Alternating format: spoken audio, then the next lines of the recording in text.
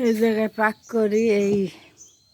এই দিয়া আটা দিয়া একটু তেল দিয়া সরষের তেল দিয়া এরপর এই যে এটা দিছি এই জায়গায় পাক করি মুরগির লেগিয়া যে আমি এক রুমে থাই মুরগি এক রুমে থাই তো করতে পারি না রুম ঠিক করতেই না মুরগির এই আটা গুটলিয়া এরপরে এর ভিতর কুড়ে গুলে দিন হচ্ছে বরিশালে বুঝে এদিকে ভালো ব্যবসা বাণিজ্য করা যায় না এই যে এটা লাগে চুলায় এনে এতে চা দিছি এই চা রং চা এটা আদা করাইয়া দিম